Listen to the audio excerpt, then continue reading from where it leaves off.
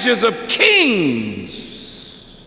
So I was great and increased more than all that were before me in Jerusalem. Also, my wisdom remained with me. See, I'm drunk, but my wisdom remained with me. I'm high, but my wisdom remained with me. I'm sick inside because all I'm doing is really enjoying the things that I could amass. Yeah, I know. But ain't it something? The more you get, it's like the more you want. You never seem to get enough. And then what? You got a big house, but in the end, it put you in the same box with the fool that never had nothing. And then they put you in the ground with the man that didn't strive for nothing. He becomes dust, and so does the rich man. How are you better? See, the more you amass of personal wealth, then you have children that you're going to pass it to that may not work like you. That's a heck of a thing, man. You work all your life and then give it to somebody who messes it up in 6 months. Have you seen that happen?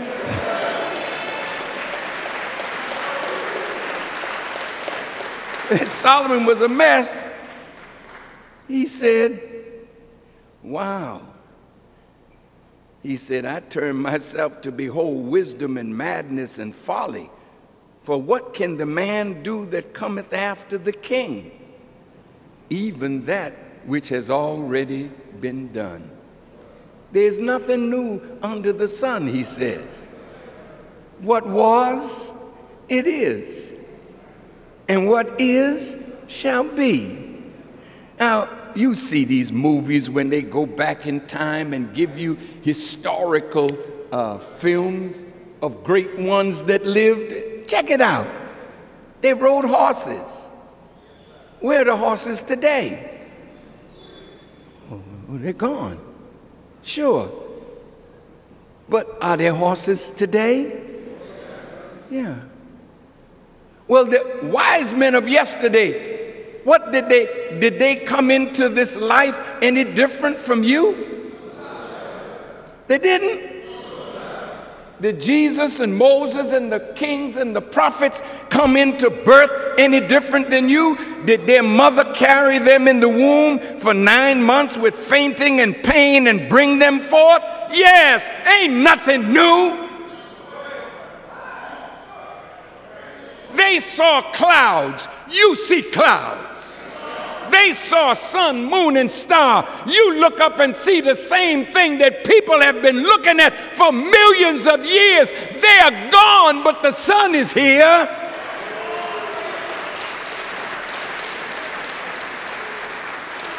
Why is there no permanence for us?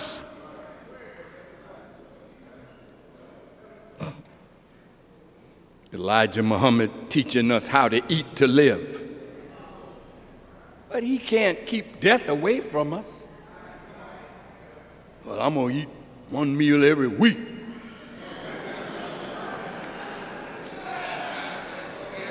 Well, my intention is to stay here. Oh, very good, very good. Stay as long as you can. But nobody can outrun death.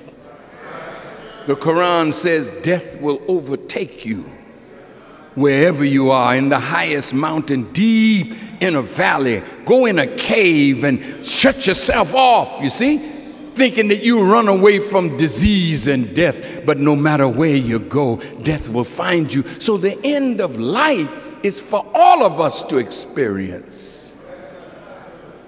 So if you want to check it out, go out to a cemetery and look at names engraved in stone, because that's the only way they have any remembrance beyond their time. Oh, look, this is Mr. Worthington right here, yeah. Who was he? I don't know. Go ask his children. They remembered him, but the further you get away from the parent, the grandchildren, the great-grandchildren, they don't remember you. Hell, some of your children don't remember you. So life is to be lived.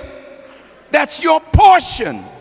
Your portion under the sun is the life that you got and what you do with it, because when death overtakes you,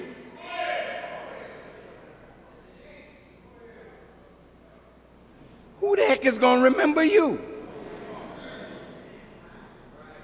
Solomon said, you know, it was a little town and there were a few people in it, and a king came and besieged the town. And there was a poor wise man in the town, and he delivered the town and died, and don't nobody remember him. How many of you really think you're going to be remembered? And ask yourself, how many do you remember? You have friends and family that was real close to us. When they die, life goes on. You bury your homies, you bury your partners, you bury your wives and children and husbands, but life goes on. In a few days, you laugh again, you cry again, and every now and then, you remember even those that were the closest to you, like mama and dad, grandma, that did so much for you, but you go on with your life. And then you sit down someday and you see a picture. Oh yeah, that's my grandmama. Man, she was great. Did you think that time was not going to touch us? So what are you doing with your time? See, you got to understand the value and purpose of life. Now, all that you got, God gives each of us the ability to reproduce. The horse that was there 1,000 years ago is here today because God gave the horse reproductive organs. You have reproductive organs. That's the only way you're going to stay around. Hey, that's my son. That's my grandson. That's you going on in an age that you won't live to see. Think about that. You come here, you don't want no children. Fine. When you die, that's the end of you. Your line is finished.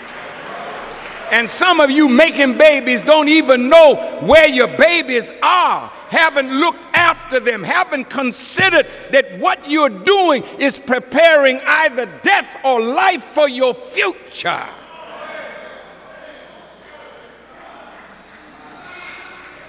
I'm talking about life. You have a sperm. That's life, brother. That's your life in a future time that you're not going to be around to see it all. So now what are you doing with your body? Well, hell, man, if I got to die, what the hell is the sense of living right? Some of you ask a stupid question like that. Well, hell, if I can't live forever, why should I waste my time trying to be righteous? You better be wise. I'm going to tell you why you should do something to be better. Look at the dope you may have smoked last night. I don't know. Look at this, you snorting some cocaine, or shooting some heroin, or drinking excessively Red Bull or something. Is that a drink for young people today? Is it alcoholic? No, huh? But it's killing you. Don't you think they're making something good for you? You just don't know the value of the chemistry that you're drinking, or the McDonald's that you're eating, or the Wendy's or the Taco Bell. It's killing you. But what do you know? What do you care? You're going to die anyway, so I might as well die happy. So I'm going to smoke me a joint and die. Or I'm going to go out here and get drunk, have some sex, and die. That's what I'm going to do. See that? I mean, that's a fool, you know. But fools and wise men, all of them die. Man spent all his life amassing things and then dies. And when he gets sick, you know, the family comes. You know how families are. They love you to death. They come around. You ever watch vultures? How they can smell death, and you see them just flying, you know. They say, that meal is coming, man. I'm just gonna keep flying because I know that thing is dying, boy. And the minute it dies, I got me a meal. Let me check how many other vultures are hanging around. And families can become like that. You look at your parents working hard all their lives and get a little something. And when they get sick, you start thinking about, what is he going to leave me? Not what you can get up off your behind and do for yourself.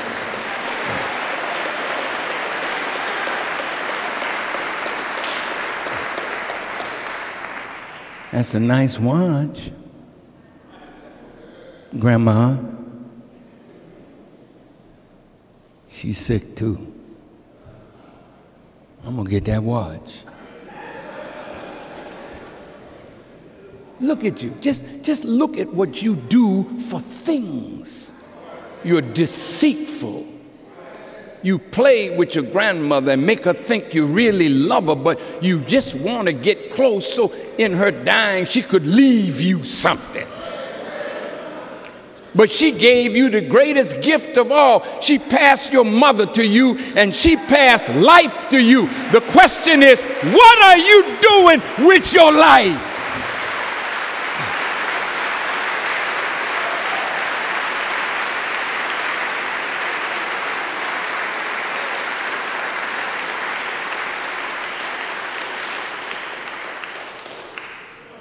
Now look, no matter what you do with your life, you that try to make something out of yourself, then your neighbors get envious of you. How many of you have experienced envy from your friends or even family members when you start achieving something? You've experienced it, right? But now look, what does that do to your spirit? You here working hard to make something of yourself, and then someone close by is looking at you and hating on you for your hard work for yourself. So when you lay down at night, your achievement becomes vexation of the spirit.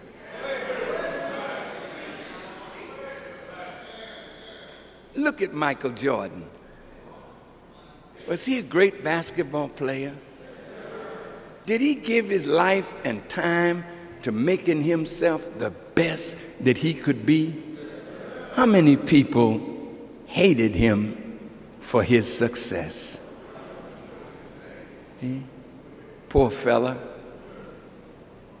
We thought he'd be 100 years before you see somebody his equal. 20 years went by. Here come LeBron James, here come Kobe, here come Carmelo Anthony. People just saying, well, move over, baby. I'm here now. Why are you here now? Because it's my time. Time brings us on the stage and time takes us off. You gotta know that time is the winner all the time. It replaces you. No matter how good you are.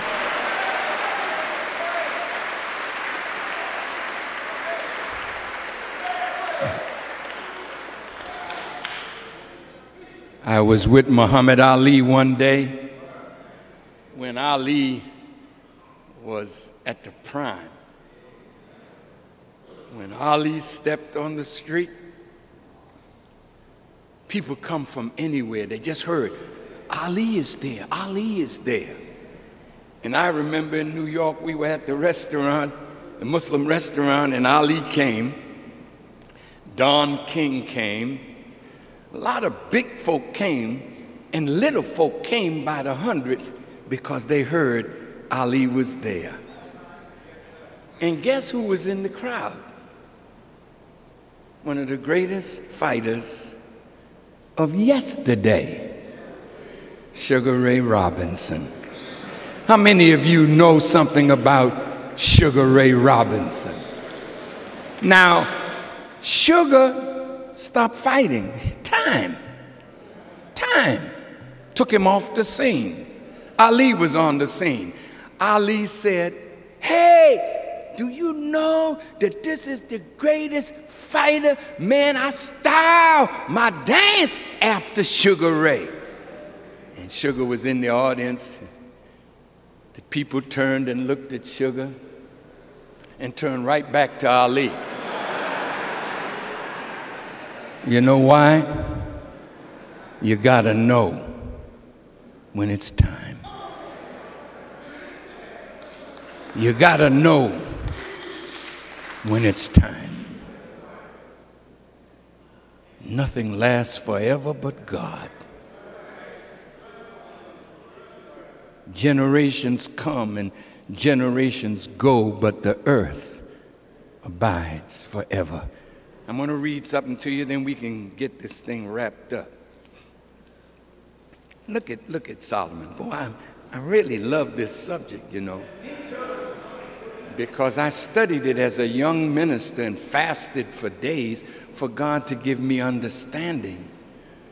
And my understanding keeps growing, and I've been looking at it, and I'm looking at my life.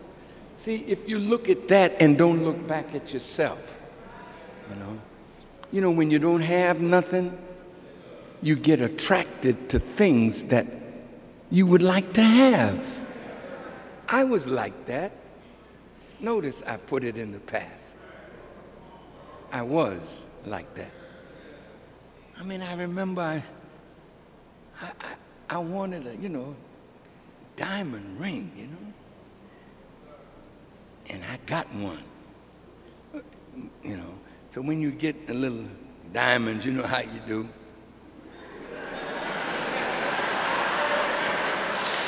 Yeah.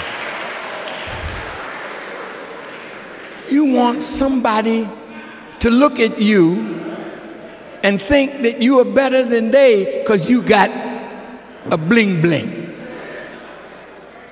Not a real thing, because the real thing is wisdom.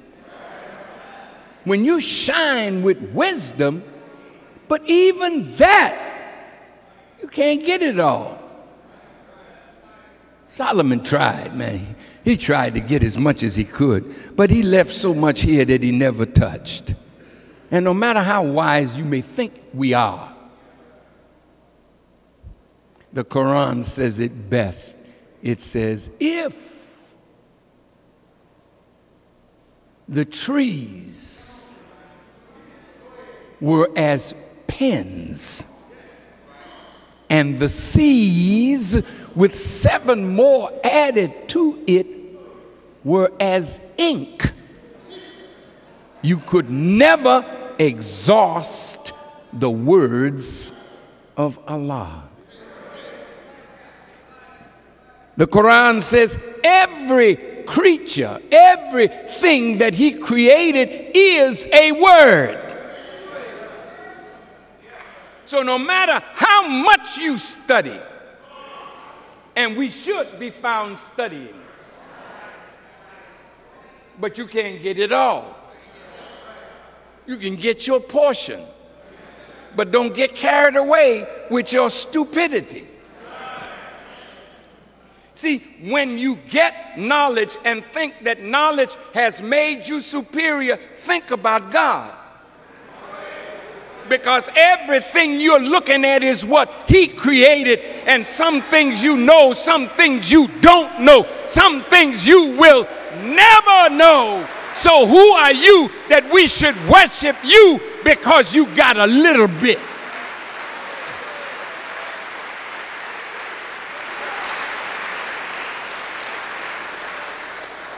That's why in Islam we say, Ashhadu an la ilaha illallah. I bear witness there is no God but Allah. There's nothing and no one worthy to be worshipped but the one who originated all of this that we are blessed to live in.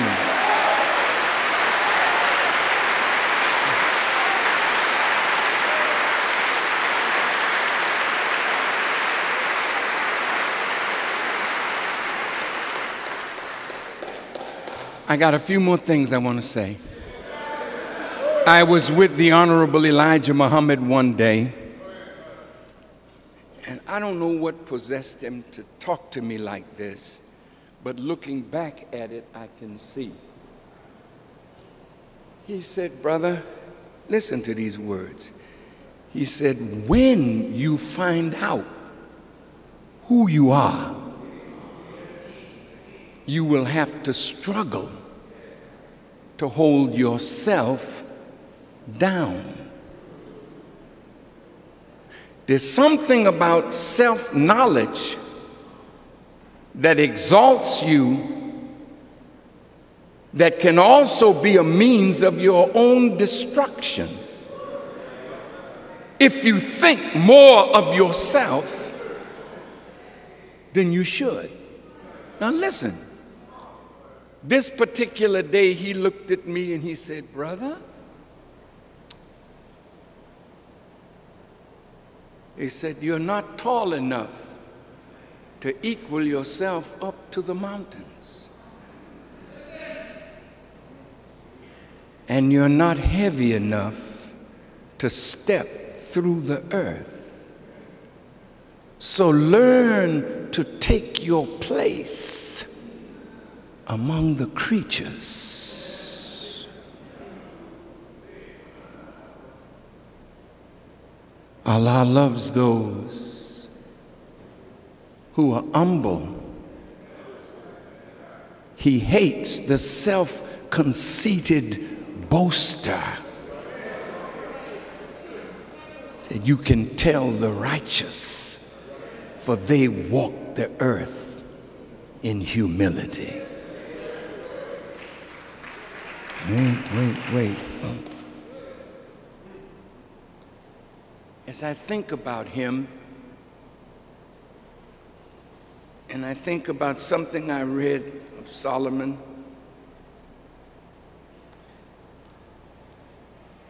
he was sad that everything that he had devoted his life to build, that when he was gone, it would be in the hands of someone who would destroy it all.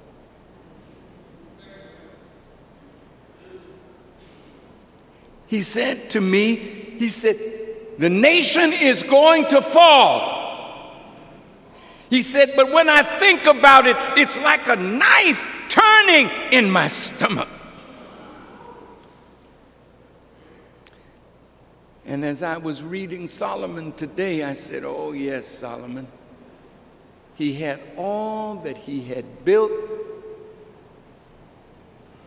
but when he was gone, it too was gone, because that which came after him was not prepared to take it to another level.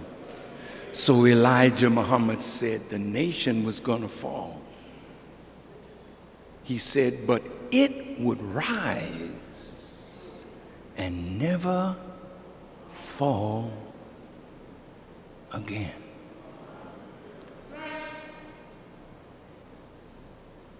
So he also said to me, through you, I will get all my people. So I think about what God has laid on me to do to make sure that the nation rises and will never fall again. He knew it would fall. Jesus knew too. He said, except a kernel of corn fall to the earth and die, it cannot bring up a new stalk.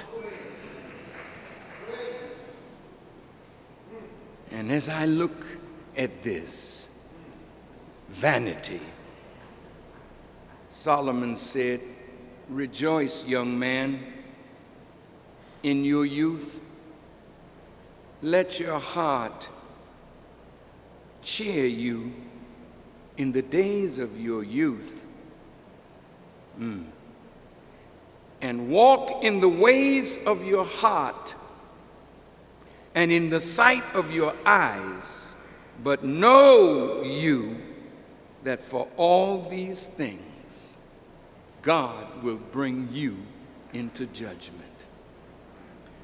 So in your youth, you may walk after your heart, walk after your eyes, whatever you see that you think will make you happy. Go ahead, but know that in what you seek in your youth, know that days will come when it will be required of you. Listen, listen.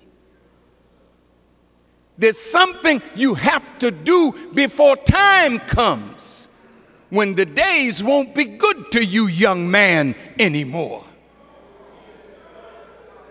When the days won't be pleasant to you, young woman, anymore. Like the mother that you got in a home now. Like the father that's languishing in some unremembered place.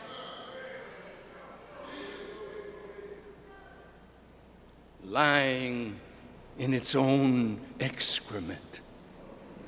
Nobody to care for your mother, your father, your grandmother, your grandfather that cared for you. Know that your time is coming when the days won't be kind to you anymore, that life won't be pleasing to you anymore, because you'll have aches and pains, and your eyes will grow dim, and your hearing will fall away from you, and don't even think about sex. That's over. He said, but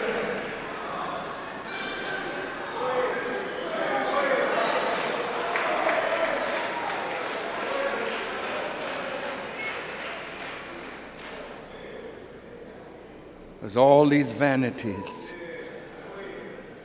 They bring judgment into your life. So there's a way to live your life, that your life has meaning. There's a way to use the time that God has given us to make time for us meaningful, because time always wins we lose, and nobody can tell us what will be after us. We do the best we can while we're here, but when you're gone, you can't look after your children no more. You can't look after the things that you helped to build anymore. And unless you have people around you that love what you love and want to keep it going,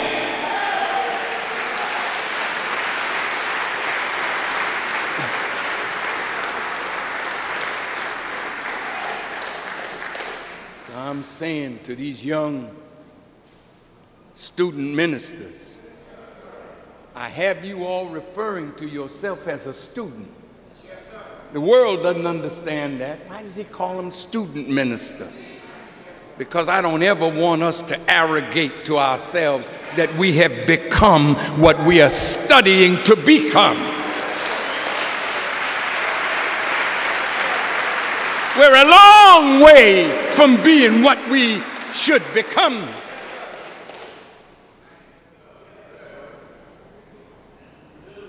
So I'm looking at Ishmael. I'm looking at these young ministers. What will you do after me?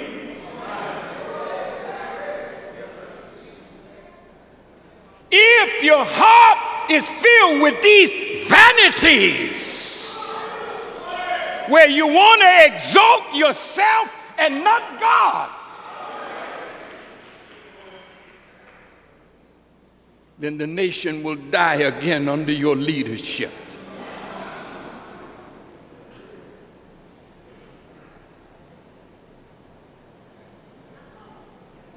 When hearts are sick with desire for self-exaltation, want people to look up to us, want people to admire us for our ignorance that is called wisdom.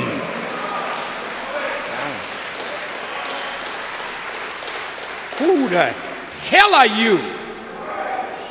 Who am I that I should seek people's honor of me for the little that I know when there's so much more to learn? And who am I or you that you should want your imperfect self to be worshiped by fellow travelers in imperfection like yourself?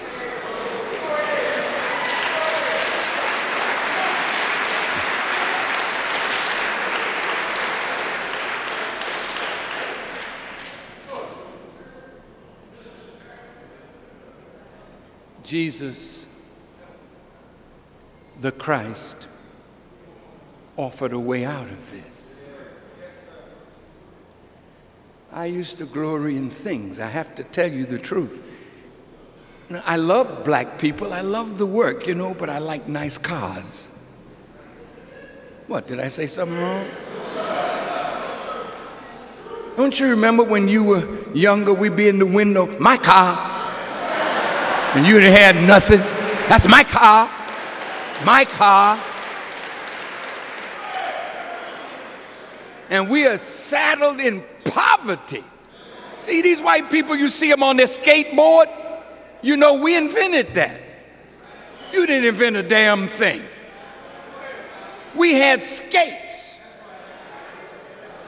And when our skate would break down, we would get a 2x4 and take our skate and nail it to the board, and you saw it and developed a skateboard, and you made money, and we still poor.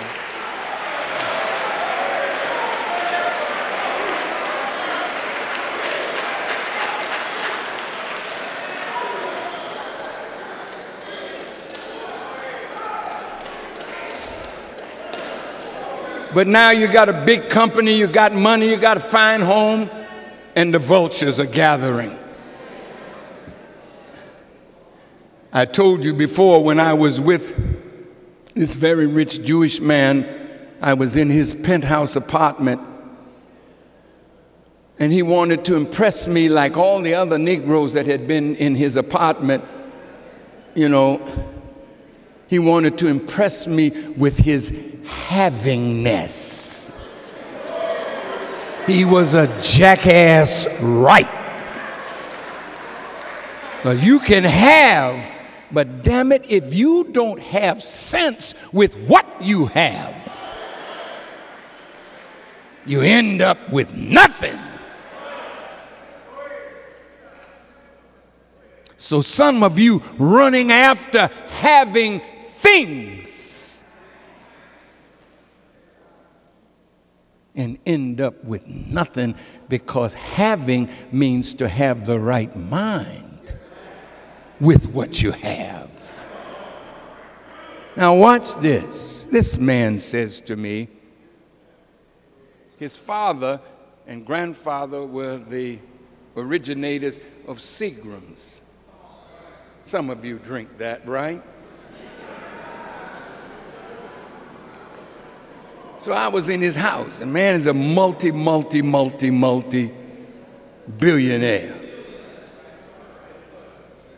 I'm sitting in his house. I ain't got, a lot of money and nothing like that. So he figured he's going to impress me. He says, Mr. Farrakhan, would you like a drink? Oh, I said, no, sir. Mr. Bronfman, I don't drink.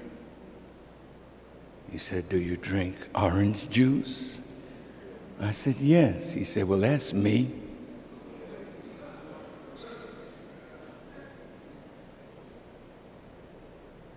He said,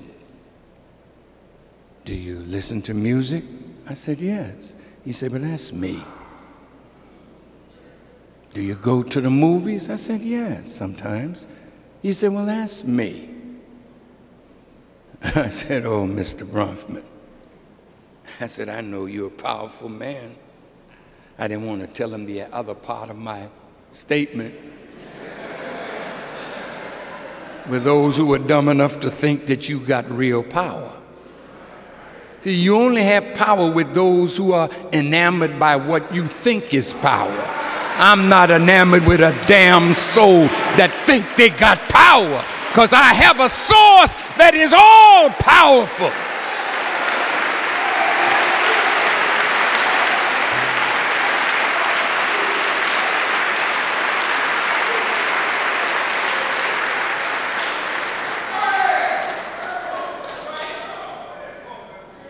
So I said, Mr. Bronfman, when the God that we serve comes after you with all that you have, you don't have the power to keep yourself here one fraction of a second beyond your time.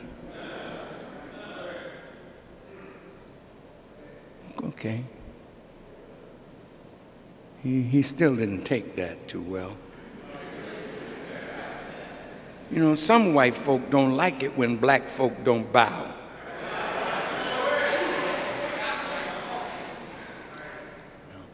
I'm sorry, I'm one of those that don't bow. Now listen, wait. Bring me truth, I bow to that. Not to you. You're carrying something that's bigger than yourself. You didn't hear me. Once you begin to equate yourself with the truth that you carry, you've lost it. Did you hear what I just said?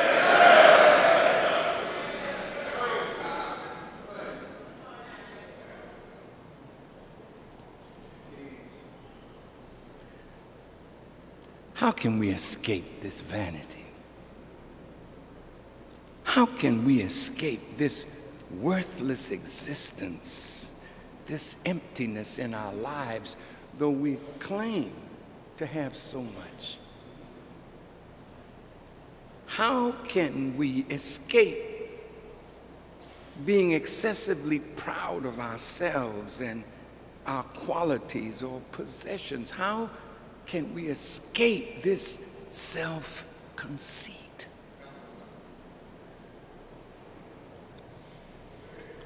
Look at what Solomon says. There's an evil among all things that are done under the sun, that there's one event unto all. Yea, also the heart of the sons of men is full of evil, and madness is in their heart while they live, and after that they go to the dead. For him that is joined to all the living, there's hope. For a living dog is better than a dead lion.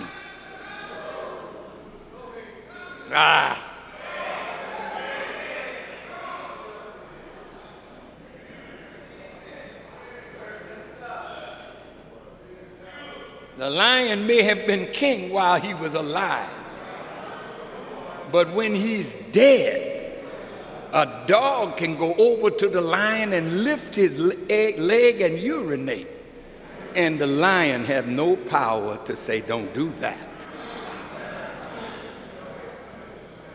How many times have you visited the funeral parlor and seen great ones laying there?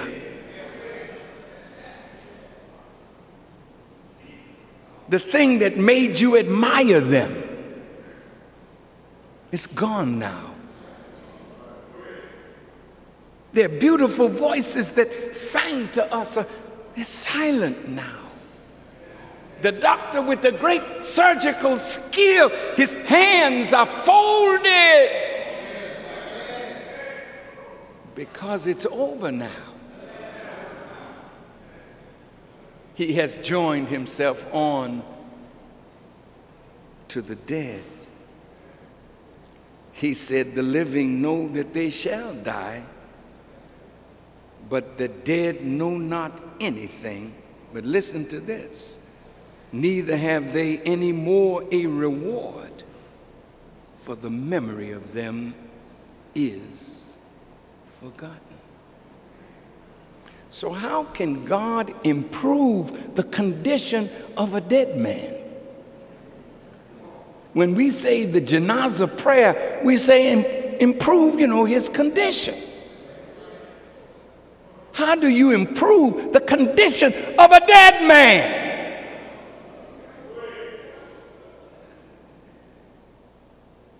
How do you improve the condition of life except that the dead that die go back into the earth and fertilize the earth to bring up something new that is stronger and better? Your life is in your children. If you live a good life, God, seeing the goodness of your life, will grant your reward that you earned from your goodness.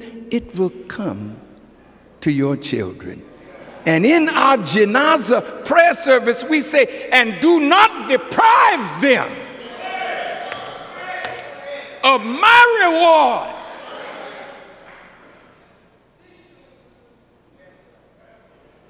Because you that are living, you have power now to do something about the quality of the way you live your life.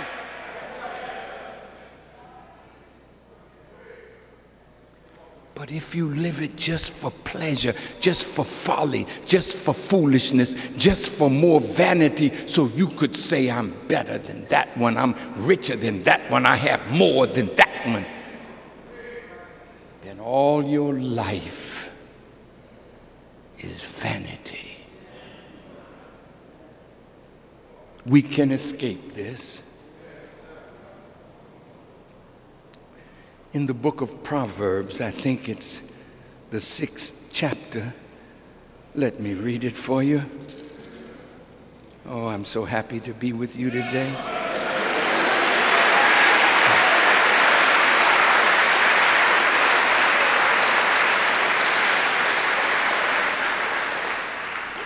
I don't come out that much. because I want the young ones. I want to see how they handle things, because that's what they're going to have to do when I'm gone. And you that worship me, you're in bad shape. You that think that there's nothing better than Farrakhan, you're in bad shape. Because God